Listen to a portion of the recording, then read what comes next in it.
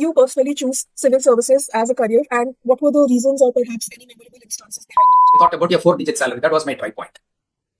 Those days, 3-digit salary was high, but I was thinking that I should have a 4-digit salary.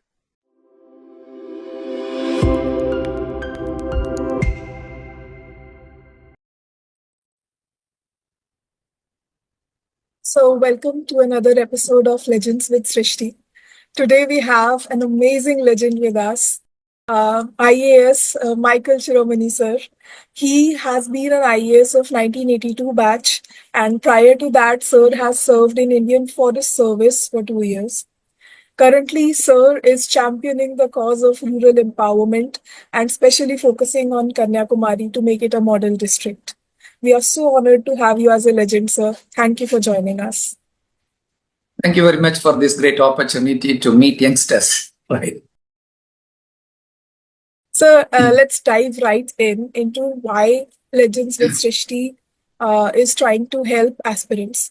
Currently, the problem that we face is that esteemed profiles and jobs like IAS, they attract aspirants because of the social prestige and because we feel that we might create a large social impact. However, there are certain nuances and truths to the reality of the job, which one can know after joining. Since you have served India for more than 3 decades, I would request your insights so that through this episode, we are able to bust some myths and present the true picture of the work, the expectations, the challenges, and opportunities of actually becoming and serving as an IAS. So, the first question is, so why did you personally choose civil services as a career, and what were the reasons or perhaps any memorable instances behind it? Thank you. I studied in rural India, in Kanyakumari district, in government school and in the local Christian colleges. And then for my master's, I went to Annamalai University. I did my MSc Botany in Annamalai University, which is also in a rural setting.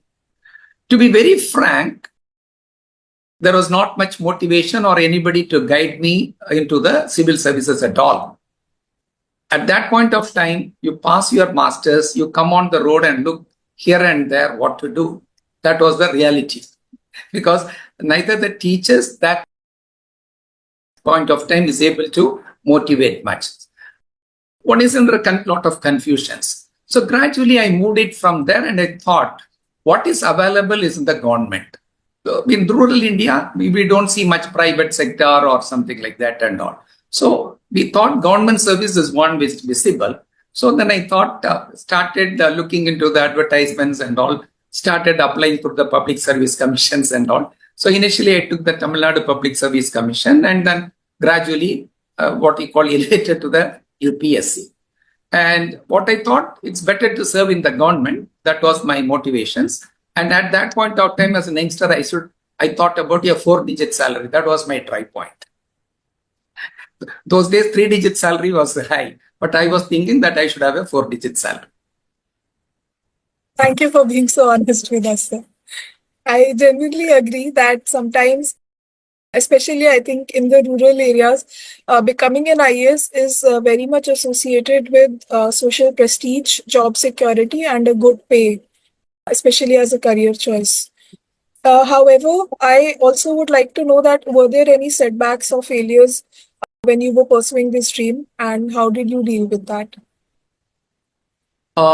Being in rural India, that's really challenging because our setup, our social setup, our educational setup, everything is graded.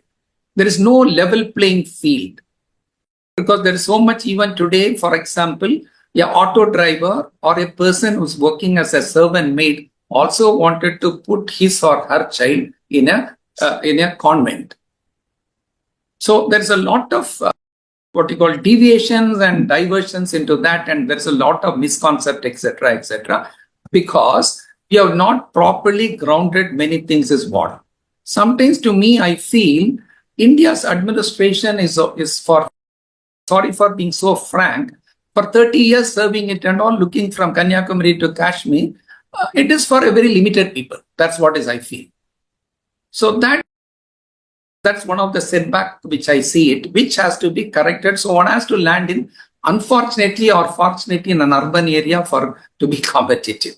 That itself is not a good sign. One has to come to Madras, or one has to come to Trivandrum, or one has to come to Delhi to make it yourself, to enhance your efficiency and competitiveness.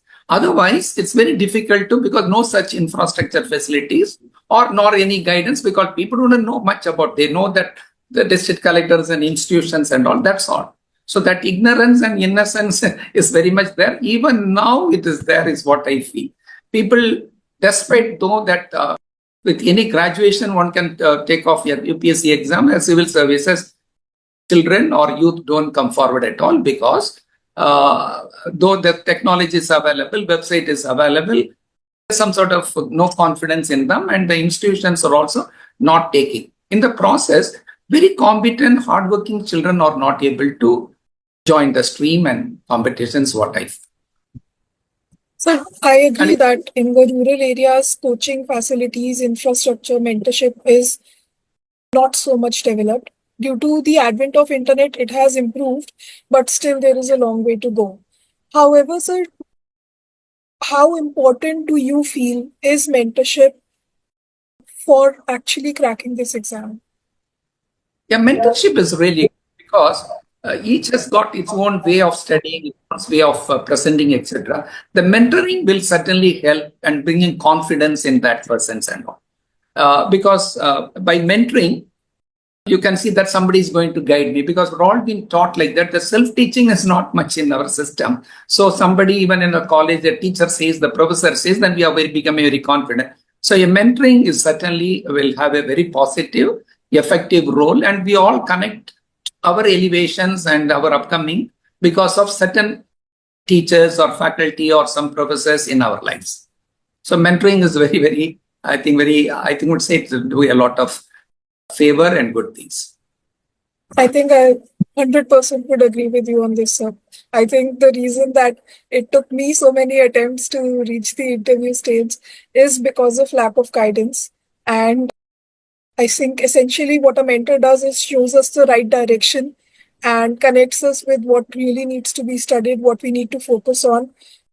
And there is a famous quote which I tell to my mentees, because I think Legends with Srishti is also one of the initiative to guide them in the right direction. That at the end of the day, if you want to become a district collector, you should not become a material collector of all sorts of books.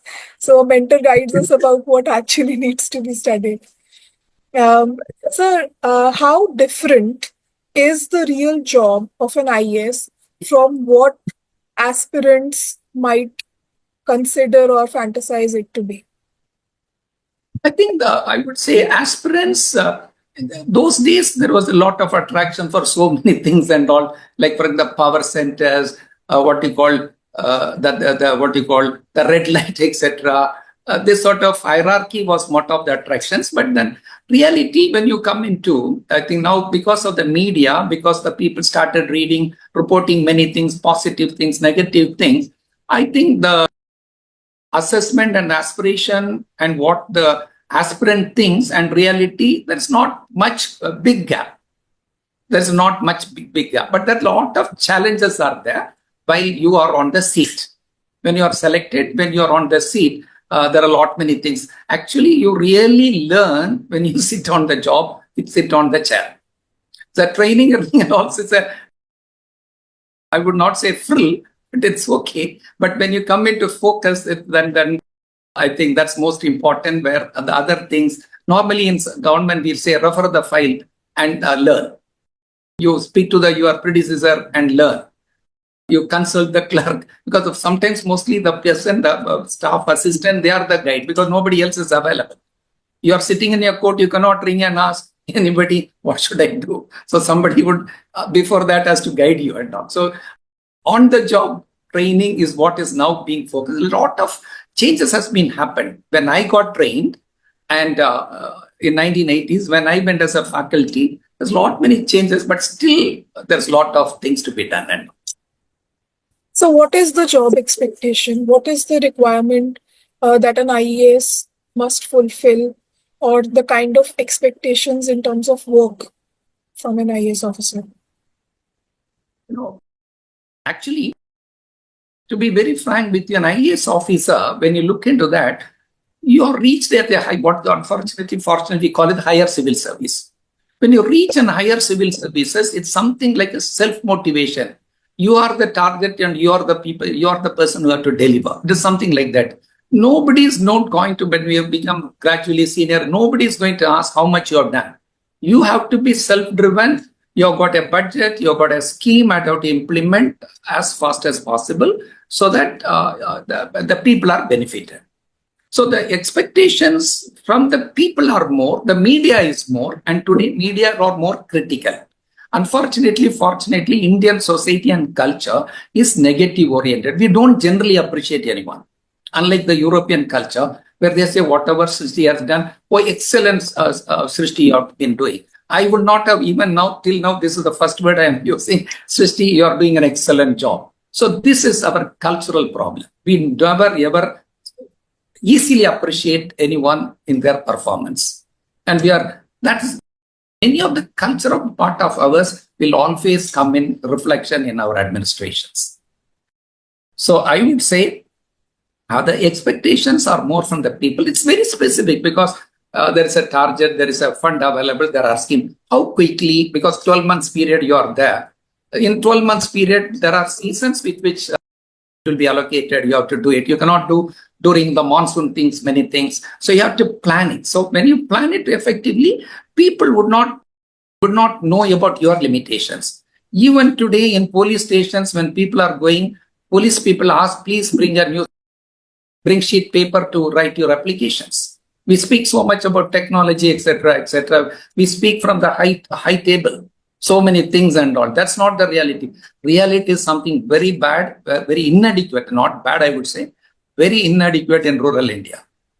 Though technology has happened, but still, how many of us, for example, those who study in urban area, rural urban area, and engineering students are very good in terms of technology, computer and better and all. In the rural, we can't. I still feel, I mean, for example, we all filled up applications only through writing it, but you people now fill it up everything through all email, etc. It's good. It's always good because I see the pressure on the environment is less. Is it at everywhere that level field of things are? I'm thinking of a Gadchiroli district in Bastar. In Chhattisgarh district, what we are seeing, that's a backward area. Is it every tribal child is being exposed? A level playing field is not. So that has to be done. So, but anywhere, everywhere, things are available, wait, and you can do it and all.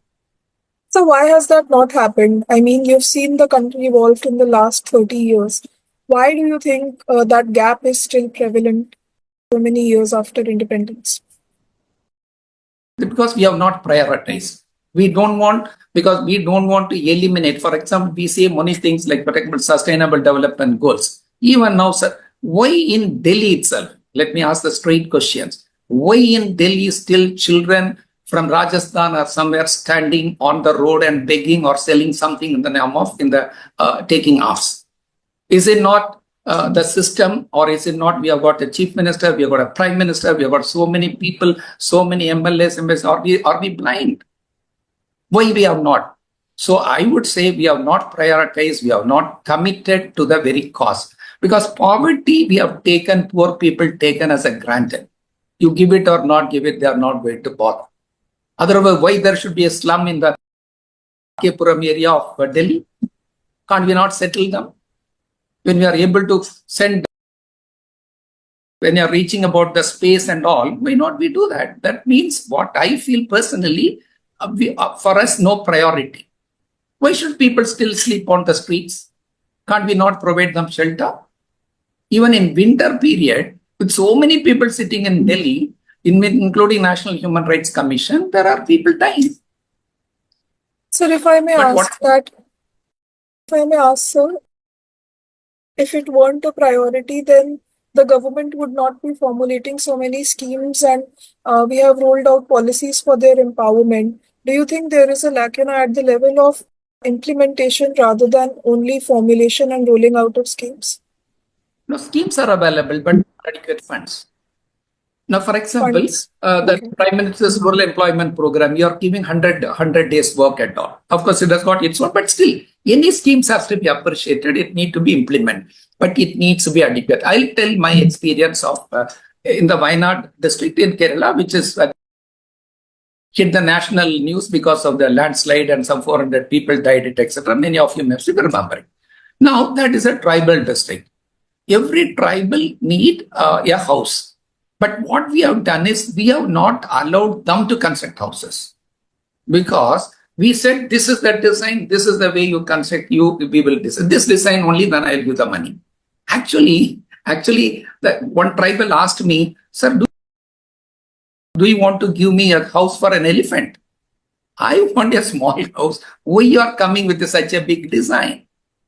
This is the problem. We say that one size fits everyone. That is the government's mistake. We should give the collector or the district administrator. Many things should be decided at the district level. It should not cross the district boundary for decisions. It should not go to the state at all. If it's Panchkula district, it should be done in Panchkula itself. It should not come to Chandigarh. That is the So problem. the disbursement of funds should come to the implementational authorities, number one.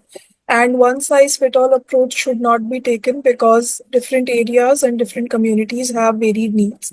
So a feedback loop and a customized approach is required. I will even say to, as an youngsters to you, what has happened, I will get adequate budget under the PWD for roads. But what I wanted in the district is I wanted more houses. But I, as a collector, has got no freedom to divert fund from the roads to the houses. So my priority, more autonomy should be given to the officers. Yeah, because second thing, culturally we are not a decentralized approach, not even in our culture. For example, I used to tell in my sessions and all, when does an Indian father distributes his asset? He distributes his asset when he is three-legged or four-legged. That means he is holding with a walking stick or when he is in bed. This is what also in Government of India. Government of India, when you sanction a scheme, you leave it to the state government and have the faith in that. If they are good, then you are good. If you are good, they are good. If you are corruptive, they are also corruptive. Corruption is not, it is localized, it's everywhere. So you have to faith and the confidence, because in our federal structure, we will give it to the state, the district, and we will believe whatever is the weakness is the national character. So we should have that confidence and we should have the liberty and freedom to implement according to what. You should not give money and say you will spend only this. That's exactly problem. My problem in Wayanad district is human-wildlife conflict. That's a problem. Even I, as a collector, faced my jeep was turned upside down and narrowly escaped. I am called as the elephant collector there. But now today the problem is aggravated. But I do need to do something like even at that point of time, compensations are not able to given in time. I have lost some rural person has lost something in of its livelihood. We should be able to give it before the sunset. I should say, if it has happened in the night, we should set up before the sunset, you should give the compensation. Why should you go to the collector even?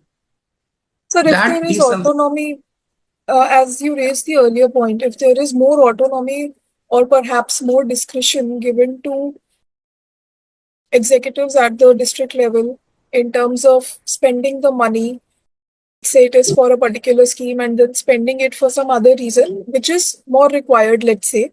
But then if we pass such a regulation, perhaps, wherein they can spend the money where they feel necessary, don't you think it might lead to misappropriation of funds or perhaps diversion? Quite naturally. Yeah, that is for, you've got a system, you've got a pre-audit and post-audit, you've got the AG coming and auditing. There is an Indian Audit and Account Service people exclusively for that. Each department has got audit.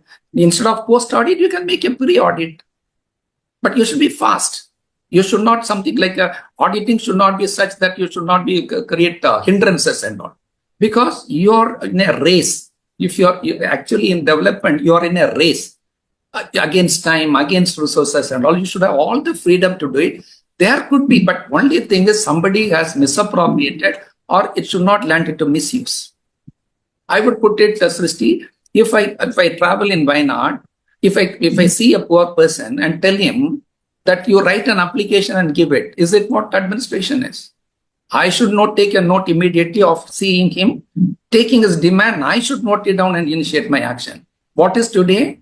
I expect he to come to my office, sit there, put an application and submit. This is what our setup is, what I feel. We have got so much technology, but now technology, what I'm telling, I don't know how many collectors are able to do that. If that is what is the administration the country needs, we should be sensitive to the local needs. And misappropriation may happen.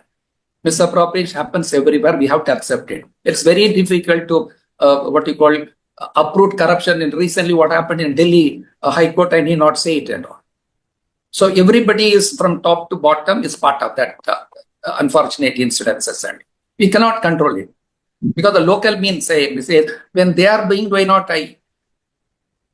Can we say this department? Sorry to I'm putting cross question to you instead of you putting me questions. I think because as an youngster, as a future aspirant, as a future responsible person, can the present Prime Minister or Chief Minister say, in my state, in my country, these all the departments are corruption free?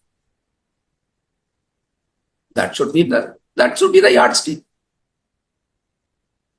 Because we point out everyone, then you should say each and every department, you should rank it, tell the fact. So what can the youth of today do to bring such administrative reforms so that the people are actually benefit at the ground level? Right. Now, for example, the educations and universities, universities should be also a place academic as well as it should be concerned about the social issues of the country, of the place where sitting. So I think youth has got a role now, for example, right to information. I live in a district, but even as a postgraduate, many of us would not even put a right to information question to the district collector. So why this problem is in my district? Why there is a drought in my district? Why there are accidents in my district? Why the women are not treated? Why women are not safe in this district? Very few people only put that questions. We have to be sensitized because what I observed it, our youth is also absorb things which are not what you can say. What seniors do, the juniors follow. I was in Cochin. Most of the what you call classroom time, the students are outside the class. Got it? The students are outside the classroom when classes are going on. So the same culture, when I am employed, I will not sit in time. I am very disciplined in a school. In college, I become indisciplined. When you come into the office, I am most indisciplined. The youth can do is first be aware of their rights, the provisions for them, and then using that awareness and knowledge, question the authorities and perhaps partake in the process of reformation.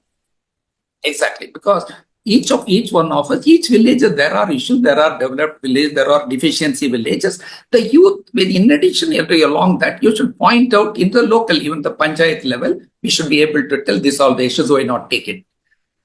If that sort of thing, we have to question the system. Only questioning will make things perfect, better. If you don't question it, things will not go better. So the youth has the only people who have got the power, unlimited power to question the system, which unfortunately we don't use it. Perhaps after this podcast, the youth would take inspiration from your advice. So could you share some of the challenging or perhaps gratifying opportunities or assignments that you were a part of? For any departmental work anywhere, especially for an IAS officer, because you take a new job, everything is new, so you're very enthusiastic. You wanted to do something better. So like it's not only to me, every IAS officers or any police officer or any forest service income. Everybody has got a great potential to do and improve the system. For me, as a sub-collector, I think I was little oriented towards the tribal development. I said the last man, if could be things can be done, then the others will benefit better. If you are taking care of the last man, automatically the poverty will go, things will improve. So that was my priority. Now, some of the things which I introduced sericulture in Kerala. The sericulture in Kerala was one of our initiatives in a project. As a sub-collector, went to Mysore Central Silk Board, learn it, and introduce it within 6-8 months. The happiness was that it's a slopey area in the Idiki where you had been to, you said, it's the other side of the Munnar. We introduced sericulture. A lady brought a receipt of the coconut selling money of around 800 rupees in one sale. So she will get like 800 rupees 4 to 5 times a sale in a year. At that time, I was drawing, if I remember correct, 450 rupees. It is, I'm telling an 85. That was one of the most gratifying for me, to a rural, a lady coming and showing her sales produce of such a good amount to me, which is much better than my salary. So that was one of the most important point. The second thing which on the disaster mitigations, because what we need to do is the disaster mitigation, because it's always said, if you invest 1 rupee prior in a disaster, it saves equivalent to 10 rupees. So this preventive action was one of the most important. So in that district, I was trying to do initiatives like a lot of check dams. I said, this is a beautiful district, there is enough rain, why not? So I told the technical engineers, executive engineers, let us put a check dam. Sir, we have not done this one. This is a very lengthy one and all. I said, I'll take the responsibility. In government, everybody can take responsibility. It's nobody is made accountable. I said, let us put across this. It was there 120 feet river in which you put a check dam. The plus point which I saw was people coming and telling me, sir, 3 kilometers ahead of that, the water is in my well. The water table is high. This was costing some 4 lakhs rupees those days. Those days, the 4 lakhs is a big amount. What I'm telling, this sort of things which really gives me a lot of satisfactions. And the most satisfying was that there was a problem of unwed mothers in Wayanad district. Sorry to focus on only a district, because for a collector, as in an administrative service, you spend a lot of time implementing, seeing, development. So I'm citing example of Wayanad district. There was a lot of problems of unwed mothers among tribals. Unwed mothers, it's something like Europe. It is not a prostitution. What has happened? Migrant people come here, live there, and give some sort of confidence that I will marry you. I will marry you. So there is something like youth then get married. There's no marriage actually. They co-live, and gradually the person leaves off. This girl is with a child and all, and come into the collector's office with a petition. Sir, I am in so and so much, so and person is responsible. This is my child. Give me maintenance. Where comes the maintenance? Unless there is a contract. In tribal, where is the paper contract and all? This is called the unwed mother problems was there. So when I called first time, there were 80 mother at that time. Literacy program was going on. I said, more than everything, literacy is the most important thing. I'll make maximum possible all the tribal children literate. So that was at that point of time, this happened, it and all. Then we called, so that 84 mothers came. I said, I'm not going to give like typically anything what you wanted. Who is the cause? They all listed it and all. Like I operated through Anganwadi teachers because it's a very sensitive issue. And we know the list of that. That was cross-checks with DNA tests. My thesis was that nobody should be exploited because they are tribal or because of scheduled caste, because they are poor. I think nobody should lay hand on them illegally or unnecessarily. That was my criteria. And that unwed mother's problem was a big issue. DNA test was done. Then responsibility went out. I think it had a lot of impact and all. But then consistently, when I checked up now, but still the problems are crop. Society is not that good and all. Society is always exploitative. So the fortunate part is I initiated that in 90s, but still the problem is, I wouldn't say it's solved because continuously somebody has to monitor. Somebody has to be watchful of that. If you don't, another big problem is what Srishti is doing. Myself as a successor wouldn't do that. That is the curse of this country. Every ministry comes, they want a different program, a different name, and different tamasha. No? So that should not be the. If what is good to the society, what good to the people, it's accepted, it should be followed. If somebody would have continuously monitored, this problem would have been eliminated. But even now, whenever I go to the district, I just keep asking about things. People say it is done. So it is a collective responsibility of a system to take care of the poor people, especially this unwed mothers problem, on which I feel the interventions which he initiated had some good impact. So what I gather from this is, sir, that first of all, very proactive involvement in terms of interacting with the people and their problems is necessary, number one. Number two, we need not reinvent the wheel every single time. Some things which are working well, they need to be continued. In coding, I'm an engineer, so in coding, there is a famous saying that if it's working, don't disturb the code. So just leave it untouched and continue on other things. Third is that, sometimes empathy needs to be an integral part of the administrative policy making and implementation, because we are dealing with the people who are the most marginalized, and they might not have adequate information, tools, or resources to represent themselves. So somebody needs to stand up for them and give them their rights and the adequate help. Technology has really improved. Technology is really improved. Now people can come, stand before not even writing. That sort of facilities are there. So we should make use of this technology to the advantage of the people. Technology to the advantage. Accessible to them also. Yes, sir. So, since you've served in Kerala, and aspirants, like when we reach the interview stage, we before that have to fill the cadre preferences. Could you please outline the pros and cons of choosing Kerala as a higher preference cadre? Both sides of the coin, because you've served there. Yeah. Now, I would say, of course, being an all India service, once you think of an IAS or an IPS or an all India service, you should have that freedom and that orientation that I will serve anytime, anywhere, in any part of the country, unless there is an option like on the mark basis that you should you can go for your native state or something like that. But otherwise, I would say that we should have that orientation. I can work in any place if I am posted.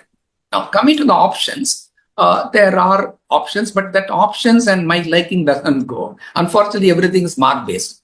Now, for example, Kerala, in general, people outside Kerala would not love to come. They feel it's a leftist-oriented, it is a communist-oriented, it is no power is there and not. Because people are still that thing that there's a power and that power has not been properly used. But I would say, I am not from Kerala. I am from the neighboring state. I would say this power in Kerala, it's the most decentralized approach of service comparatively. Even there is a little lacking and all, but I would say that is as a cadre, when you come and experience, you would say it's something like a European country. There is not much hierarchy and all. I knock and go into my CM's rooms without any problem. It is not me, Michael. Any collector can go. That accessibility is the most important thing.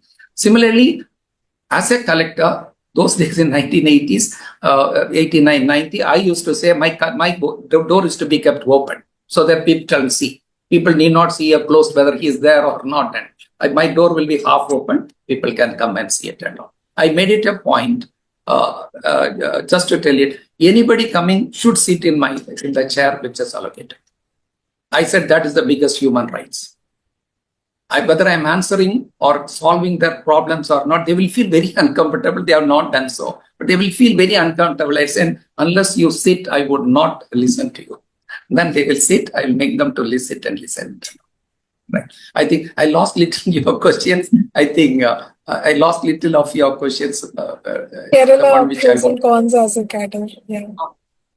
To the cadre, even the Northeast and all is because what we finally want, we want to live in a place of course, we want to serve, but also want to live place because we are a family. So we have to take care of the children, their studies, their comfort, facilities, and all. So that way, southern states are slightly better in terms of infrastructure, hospital facilities, and all compared to, I would say, the other parts of the country. Especially northeast is very inadequate travel and all. So this now we have got a zonal system. In a zonal system, we keep opting. So now people are becoming very closer and closer. For example, I am from Tamil Nadu. By zone also, I opt within that states and all. Now, I think as a youth, I would say, as an aspirant, I would say you shouldn't bother much about this state cadre. Think of what is that wherever you are going to, you will serve the state. After that, you have got options for to come on deputations to Government of India or Government of India institutions in your state. And all. That openness, that I think that readiness should be there. And we should think of the army personnel, how they serve. I think coming to a higher civil service, that orientations will really help. But I felt I should have gone to a state which has got more poverty than Kerala, which is comparatively better place. That's my liking. So, just to sum up our understanding of Kerala as a cadre, the benefits or the pros are that it is one of the most literate states of India. So, the infrastructure, the education facilities are very good. In terms of family, also, the schools available for children, the colleges are very good. There is, of course, a lot of greenery. So, somebody who likes time spending in nature, mountains, beaches, both are there. Other than that, also the scope of work is very, very diverse because, as sir mentioned, that there are issues of tribals, women, agriculture, sericulture, all those things that sir has worked on, and then the wildlife and forest protection also. If there are certain cons which might be language barriers, especially from people coming from other parts of India, north especially. Right. If somebody is expecting a lot of hierarchy or prestige power in terms of just because they are a bureaucrat, they might not like the work culture in Feel Kerala comfortable. because it is more egalitarian in Kerala. Egalitarian, yeah, that's right. Right. Thank you, sir. And Moving on. language is much easier to learn, Okay. and it's not an issue at all. That's right at all. Right. Okay, sir. Sir, I would like to ask that in Labasna, you also train officers about disaster mitigation and you conduct sessions on a regular basis. In your Right. opinion, what makes a good officer in today's context? No, as far as I am concerned, if the officer is accessible, that's the first important and priority and all. Second thing, he should listen. We should, because somebody come, with much difficulty come to an officer to present their grievances and all. Give your patience hearing. That's one. Then immediately make your presence felt wherever the problems are there. You don't expect people to come to you. You try to do it there. Then within your setup, decentralize as much as possible. For example, in Wayanad district, I used to say, you submit your petitions to the village officer. But even if I give it to me, I'll send back to the village officer. So he has to give. So please give it to the village officer. If he doesn't receive and doesn't answer to you, then you come to me. Because that's the way it unnecessarily it comes to here and all that. So if that decentralized approach can be worked, there is a system of people to exhibit their power or working. People say, send me a petition, minister going and collecting petition, collector going and collecting petition. I would say it's not appropriate. We should strengthen our officers at a grassroots level, give them guidance, give them the resources, give them the fund, and give your expertise so that it's easily available and the confidence building will go up. People will believe also the grassroots level officials. Because finally, it's the grassroots level official is going to deliver. So that decentralized approach is the most important, and anticipate and act. That's most important. You anticipate what will be the problem coming and all. Don't wait for it. Act fast. In that, even if we make mistakes, doesn't matter. Then keep informing the people in right time. Both the media and your bosses or the whoever on the reporting line, please do inform. Keep the people informed. The informed society is the most efficient society, and it becomes a confidence building. Understood. And tell the fact. Don't tell. You tell it the fact. Fund is not available. It's not available. It'll come only next year. Tell it very clear. Be fact So and truth. transparency and openness, like anybody can reach out to you, that responsiveness should be there. Understood, sir. So, being an all India service, how frequent are the transfers? Number one. And secondly, we hear a lot about political interference in the work of an IAS. So, how true is that? Right. This is the what little of imaginary questions and all. Yeah. Generally, in all the states, by and large, there's a reasonable tenure. On this, there's a lot many things. Some deviations, somebody who is not or possibly delivery, etc. Some what you call conflicts in terms of interaction with people or political. Some issues are in general the tenures are there, not much frequent transfer. And Government of India is very good. You know the entry date, you know the exit date. It's like the medicine expiry date is also known. But in terms of the states, there's a little because the local pressures, local so many this one. But as the officer, I think I would say you should bend, but you should not break. You can bend, little, adjust to the system because adjustment is the most according to the facilities. Now, political interventions is in general. They are also wanted things to be done. But if you do a little homework, you cannot completely deny them. Their survival, their sustenance, their system is on how they are able to do to the people. So they will project it. Suppose later there are 10 wells have to be given. The 10 wells where if you have done already the work, then it's easier. Because he is also coming, let us say the MLA is also wanted to give the well. But it should not happen. You are giving to a well to a place where there's already a borewell. You should give a well to a place where there is nothing.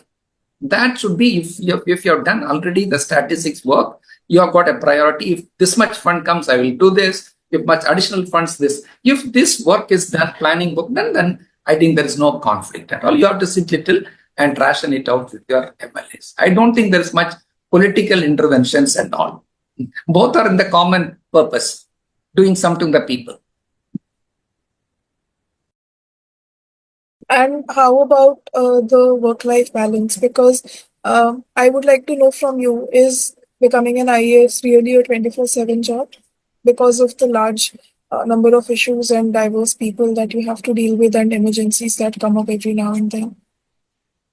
Yeah, I think, of course, you are readily available when you're in a district level or in an IAS officer. The 24/7 is not there. But depending upon, suppose let us say a flood scenario or some sort of disasters has occurred, then your demanding is very high. Some VIP visit, otherwise it's not very highly demanding. Sometimes it's depending upon the season, depending upon the problems, accident happens, then your attention is needed, etc., etc. Your efficiency depends upon how quickly you coordinate, you coordinate and do the things and all. So the work-life balance, is it your personal and professional life? Do they go for a toss? That is a little you have to adjust because there is in a government there is not like a factory. You cannot end. You can check in and check out. It's not possible. But some sort of adjustment. The families also know exactly what's happening, and you're working as a collector and all when you're young. But when you come to the collectorate and when you're coming to the secretariat, systems are different and all their systems you've got. But there are times when parliament is in session, when assembly is on session, little more demanding. Otherwise, it's fine. You can balance it and all. It's not a big thing. So you served also in Delhi as a resident commissioner of Kerala. So what were the responsibilities back then? The resident commissioner, because all the states will have what we call a resident commissioner's office in Delhi. This is to coordinate and to, I think, communicate with Government of India. You're a channelizing channel from. You represent your state to the mini meetings and all. Most of the time when the chief minister or the VIPs come, you accompany them, you have tie it up with them, or when people go abroad, it's more of a liaison work and efficient communication from government of India to the state, from the state to this. So it's a very interesting job, but it's more of a liaison work. And How you is it come across. different from Sanjay? Did we come across? It's not much file work and all, something implementation scheme. It's only how quickly you are communicating, getting things done. Then maybe in the court you have to file the reply, etc. Because you are sitting in Delhi. Because everything, though electronically many things are done today, but still many things goes on hard paper, hard copies only. So that has to be done. That has to be efficiently done, and all that can be done. It's more of a, it's very different job, very interesting job. You need large number of people, large number of department secretaries, and you attend a lot of meetings. You come into contact with a large number of people. It's very interesting. Every job is interesting. How does it differ from field posting, sir? And which is your favorite? The field posting is you implement it. You go to the field, stand there. How much it is effective? How much we have done? What can be done? What is the next time you have to adjust it, and all that sort of thing. This is purely man-to-man relations. A resident commissioner job is more of man-to-man relations. But there, you go to the field, stand there, understand the people, understand the scheme, implement it, then try to improve it, correct it, and all. But it's a lot of, as an IAS officer, you've got a lot of freedom to do things much, much better. That is what is expected. Because you have to be innovative, and you have to be effective, you have to be cost effective. Right? So the period for which one can get field postings and create a ground level social impact is for the first 10 to 15 years of the service or more? I would say about 10 years. Once you finish the collector post, then the field posting is over. Then you have to give opportunity for your youngsters and all. So you go to, but you have understood, you have implemented, you are in the field from, you are going to that, then you should know what is happening. So I think 10 years, initial 10 to 12 years is what I think we remain in the field. I would say 10 years. Beyond that, all in secretariat only. Or as a departmental head in commissionerate, that sort of thing. Or then you move to Government of India, where of course there's no field. It's all policy, etc. And you implement it, and you coordinate with respective states and their departments. So when somebody goes on deputation, they also get an opportunity to become a part of the policy making process. Exactly. When you're in the Government of India, suppose let us say agriculture. So agriculture, let's say disaster management policy, then you are associated with that. Then, for example, like let us say whatever the genetic engineering, the what you call GM crops, etc. Everywhere, because Government of India is more of policy, implementation of the schemes, allocating the funds, and also international relations, some technology coming, technology trial, exposure, etc. Understood, sir. Sir, I lost your voice. Could you please repeat? I said, at a senior level, Government of India, you are part of the policy making, formulating policies. So there are some students that I mentor, and we call them Twigers, Twinkles, Tigers. They are those aspirants who are actually very serious, putting in the hard work, burning the midnight oil.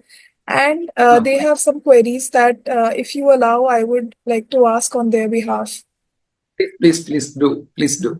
So the first one is, sir, how has the role and work of an IAS evolved in the last 3 decades that you have observed the system?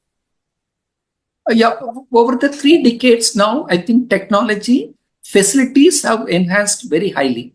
Now everything is available in technology. For example, even the letter draft, etc., paper typing those days. Think of a typewriter typing and all, then taking it, draft, etc. Now it is so simple. Those people can't believe that system is like that and all. So now technology has really made a lot of impact. In addition, many departments have grown. So as an IAS officer, other departments have also their efficiency, their technology has improved. So you as a collector or you as an IAS officer only need to coordinate timely fund allocations, take care of the court cases. Nowadays, what has happened, litigations is very becoming very prominent. You can see that High Court calling the people, you have not done that, or contempt of court. This sort of things also has to be, because one thing which an implementing officer feel very uncomfortable is go to the court and face the contempt of court. So you have to, whatever you do or whatever the state does has to comply with the legal system. We cannot break the laws there. So we have to be careful that, but that sort of changes has happened, etc. But problems are, I think, also equally, as long as human beings are, there will be problems. And fund will be one of the limitations. But I would say there's a lot of changes, lot of good facilities, etc. When I used to travel as a sub-collector in Munnar and all, it was so misty, so cold, and the jeep wouldn't even start because it is frozen. So that sort of thing. Then you've got elephant problems and all. But nowadays things have changed. Communication is faster. Mobile is there. So nowadays technology has really crept into the administrative system, and it has enhanced your facilities, enhanced your capability. So I would say a lot of good positive changes are there. Now still, but only thing is allocation of funds according to the requirements is that one of the constraints. Since you mentioned about technology, the second question is that, do you think with the advent of artificial intelligence and humanoid robots, bureaucrats can somehow be replaced, or perhaps their workload can be shared? I would say to an extent, yes, because the thing is, we are a country like what Gandhiji said, we should not go into high industry and production centers, and we should engage our people. That's the most important thing. So I would say, I think we should be aware of AI in appropriate places, but wherever human beings can be engaged because of our social setup and such a large populations and as a livelihood, I think we should not dispense with people. See, I mean, if you dispense with the people, where he would go and stand? He will create a problem. He become unemployed. If I am a hungry man, I will go in the road. I will do things which is again a problem. So please, as far as the Indian society is concerned, it's a very complex society. We are at a different levels of development. One fellow is going a jet. One fellow is still going a chatka of what you call pony ride. One fellow will one fellow will walk in rickshaw even in Delhi. So the difference is, so we should not dispense. People at a higher level may not understand the problems of the people here. Why in Delhi even today at this temperature people are doing cycle rickshaw in some parts of Delhi. So this sort of, we are at a bit different level, different generations, so we have to accommodate. So I would say AI wherever needed, defense, etc. Yes, please do. Yes, maybe in the medical field, yes, do it. But I won't say that should intentionally replace like what Trump is doing. We should not do consciously at all, because society does not meet only for that law. Every person who was born as a citizen in this country has got right to live. I think we should provide as a government, as a welfare state, as much as possible to make reasonably comfortable with basic needs. Let technology come, it's needed. So perhaps it would aid the work of an officer rather than replace them. Quicker and faster, etc. Right. Thank you, sir. So the third tiger, he is a serious aspirant but has faced some setbacks in the previous attempts. So his question is that how did you deal with that? Because in the earlier attempts, not in the first or second attempt, you were in another service, and then you finally got an opportunity to become IAS. So how did you deal with the setbacks, and how can somebody deal with the pain that comes with failure? For example, the moment it's something like a race. I think unfortunately the UPSC competitive exam is a race. And I always say UPSC is an unpredictable service commission. That's my favorite terminology. UPSC is an unpredictable service commission, because you think that you have done well and there is something very displeasure, nothing is there. You said I have not done at all, that's okay, something like that, and you are surprised with that. That's what, and today because of the CSAT exams and all, it's a big problem. So I would say to the youngsters who are venturing in, please keep it in mind like a typical disaster mitigations, an alternative. Keep an alternative always. I would say you should go for 3 attempts: appear, reappear, and disappear with the post or without the post. That's all. Don't prolong it further. It's not worth, because nowadays other posts are also there, opportunities are there. Try to position yourself, and then so that the second alternatives are very important, so that you can fall upon, because everybody So, is contributing for nation building. So I would say three attempts, normal standard. Put the best.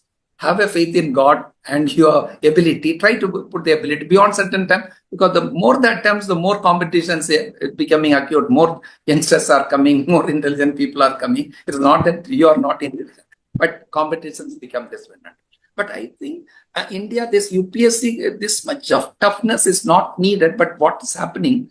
Unfortunately, fortunately, I would say every year this much number is selected. I would say people who got a liking and oriented like the defense personnel, they should be defense. The methodology of selection.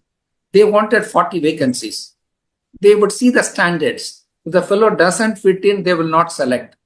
I would say that is the best, rather than koi pe aa gaya, usko select karo. But then some orientations has to be there. But then I think basically everybody wanted to come and serve it and all. But then this is the system we follow in our civil services.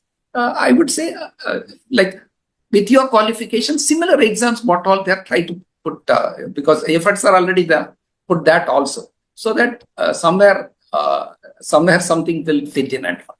But with all sincerity, I think nowadays what has happened in my generations, people who are all competent somehow they're settled it and all within the services somewhere. But nowadays people are very disappointed. Large number of the vacancies are less, or they are not able to compete. Is more engineer oriented. With all UPSC, with reforms of what you call level playing field, I feel till art students, science students are very, very, very limited, very small in numbers. I think it is more of a engineering students, or because in a administrative civil service setup, we need people from all streams, because that is what is the balance. That's it. There, I think we'll not be able to make it. UPSC has made so much of level playing field with all common papers, etc., with one optional. But still, I think there are certain advantages for certain groups, but we cannot much discuss and debate on that, I think. Right. Yeah. And those who should not be disappointed. You should always think something else is there. I will make my attempt. I will do the best. Like what Mahabharata said, you put your best effort, result, leave it to God. And keep an alternative ready. Right. understood, sir. So, looking back, what would you have done differently? I have done differently is something like I have made myself more towards the people. I find it, I have become as what you call simple as possible in my dealing with people. As simple as possible, as accessible possible. I got no problem in going and sitting with them and learning from them, doing with them. And it's more of people-centric types and all. I don't believe in what you call big hierarchy, big procedures, etc. For me, doing is important. If I can implement it immediately, I'll implement it at all. Just to tell it, because as a collector in my car, because in Wayanad is a tribal district, you can see the mother and father and children walking in the roads. My car will go stop there. The children are without dress. Appropriately, the person who is accompanying my staff will take and appropriately give that dress to that child, to the parents, and take the name, and we will pass it on. That's all. I found it more interesting because that person, I am not going to meet it again in my life. And he is not going to come and ask for it. It is not that he deserves, but I see him, there's some need which the government can provide, I provide it. So that sort of thing. I am as simplified as possible. That I don't go by procedures. I have broken or what you call not strictly followed the rules in the interest of the people. For example, there are In the tribal hostels, only 450 people is the sanction.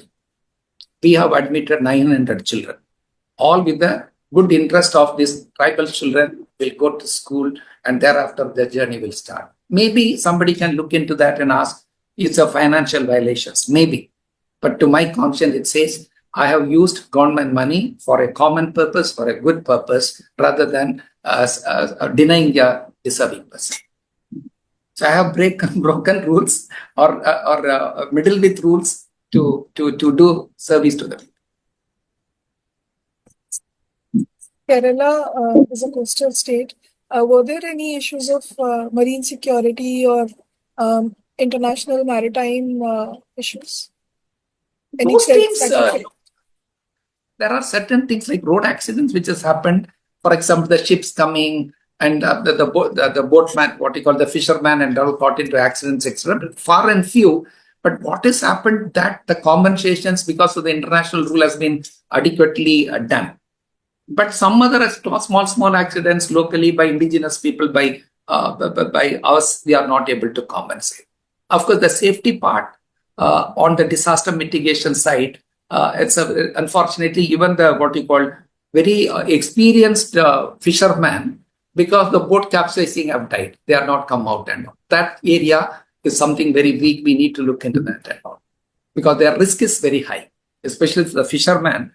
Risk is very high when they go into the deep sea. There, I think, is still a lot more to be done. So the floods are increasing a lot due to climate changes and global warming. How do you think they can be better handled? Because I've seen Please that. repeat the So the questions. floods, Yeah, what floods you are. said is like, no, floods. To be very frank with you, I focused on disaster management after going to Missouri Academy as a faculty, because I found it initial 10 years, almost 1/4 or 1/3 of your time goes into disaster mitigation, either flood or drought or some accident, something like that, and predominantly flood and drought. Then I focused and wrote it on a do's and don'ts book on disaster mitigations, including your Haryana, if I remember that, what is that called? The 2 air crash which happened, in which I think all the people lost their lives, etc. Because accidents becoming very prone. So global warming disaster is going to be much more frequent, much more complicated. So we have to equip ourselves in such a way to save lives. That's all. Infrastructure, I think our infrastructure should be strong enough, but in Indian context, our infrastructures are not. Even for a small rain, mobile wouldn't work. Disaster communication is the most essential. That is the first casualty. Then your, because I have handled Gujarat earthquake, I have the part of Gujarat earthquake and most of the floods and all. So on the disaster mitigations, time is very crucial. I used to make a comment. Collector is there to collect dead bodies in disasters. That's my statement. Collector is there to collect dead bodies in a disaster. Why I say, everybody used to say, how as a collector you can say, because if there's a water, it needs 2 minutes to drown and die. Maximum 3 minutes. No collector can reach anybody who is drowning within 3 minutes. So I have to be self-responsible. Society has to be self-responsible on the survival skills of at least learning how to sustain and survive in a flood or in a water. So this is something very disappointing. I think the society is not, the parents are not equipping the children for basic things and all. Now, second, as a citizen, as a youth, we all should know. I don't know, Srishti, whether know CPR, whether you have learned CPR or whether you have done CPR. That is the artificial respiration which you have to give it. Every youth should learn it. That is the how much you are self-competent, that much is the country's, I think, disaster mitigation plan. Disasters is going to enhance in a large numbers, which we cannot predict.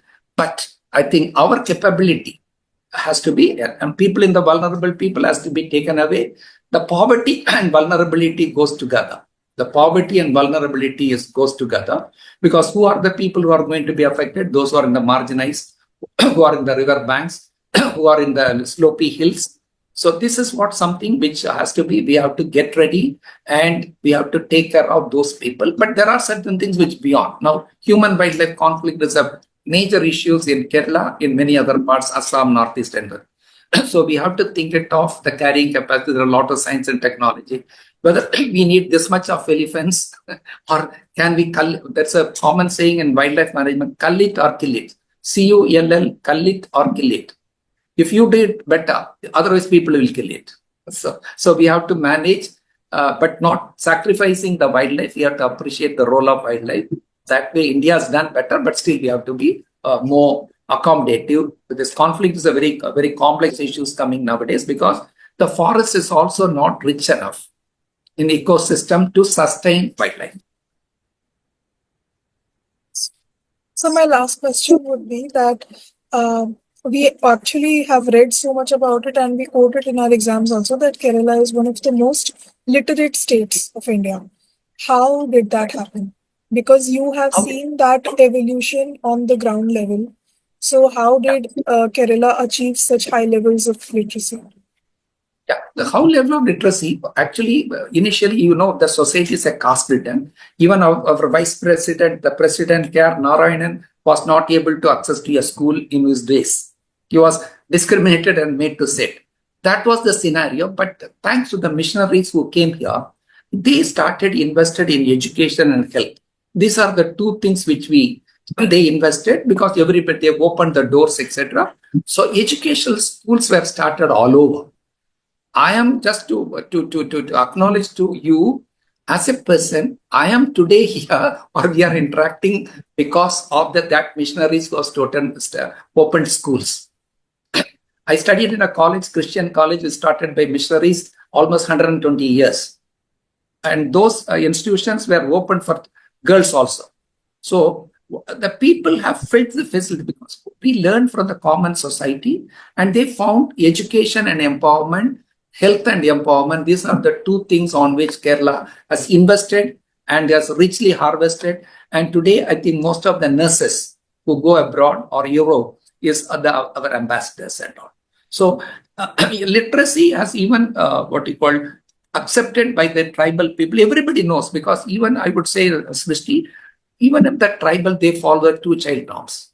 Even the vulnerable groups, vulnerable groups, we are not supposed to reduce this one. They themselves learn from others. I cannot have more children because I cannot accommodate, because I cannot provide. So that sort of public awarenesses. So literacy has become a reality thanks to the generations, thanks to the missionaries, thanks to the political system and the people. Understood. So, since you mentioned about the people who go abroad, I would like to understand why there is so much migration to the Gulf, especially from the southern states. Southern states, because the easiest today, I think today people find the easiest course to finish, which has got employment potential in the local scenario, is a nurse, because there's a demand both domestically as well as abroad. And with our populations, especially girls and Gulf countries, because there is no inside populations, no inside people to work. So they look for the people, and people, because of this English knowledge, communications, etc., little hardworking, we people from India, and especially southern India, their acceptability in terms of people from this part, they are hardworking and English knowing. So that's a plus point. So they directly go into their life is slightly better. Because here, still, unless you go to the government, the salary structure is still to the private sector is not that good. Okay. So if we create more opportunities with better salary avenues, then perhaps we can reverse the brain drain of our nation. I wouldn't say that we should take the reverse train. We should equip our children, more than qualified, send them as much ambassador to as many countries as possible, because we do have got our limited this one, I would say, because there are adequate resources, manpower to look after us comparatively. So we should feed as a global partner, global player, we should send people abroad in all fields, not only nursing, all fields. Learn and do something better. Sir, any parting advice or final words from you who are Tigers, our sincere aspirants? I would say that I would congratulate you for taking up a civil service job, because this is the one job gives a great opportunity to serve the really society. That's one thing. but you should really be honest and you can do it and all. There are, I always say the country is to this extent because of the bad bureaucracy also. What is good is also for because of this bureaucracy, and what is bad also because of this bureaucracy. So you should be committed to the country, and it gives great opportunity for you to serve. The amount of satisfactions is good. There may be struggle. There could be so many things, but among the struggle, survival of fittest, country is overall tolerant. They really patiently wait for things to happen. So people are very tolerant to our non-performance as well. So, but I think we should rise to the occasion, because still there's a lot of inequality. There's a lot of a lot of inequality has led to so many problems and all.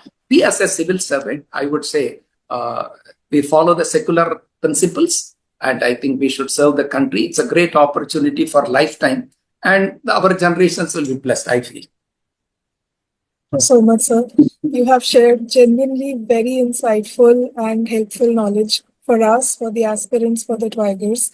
You have also advised the Twigers to keep a plan B, because there is unpredictability in this exam. And the fact that this unpredictability needs to be embraced, but one needs to be also mindful of the fact that they need to decide a limited number of attempts or number of years that they would dedicate to the preparation. Beyond that, there should be other avenues which one must explore as per their interests and capabilities.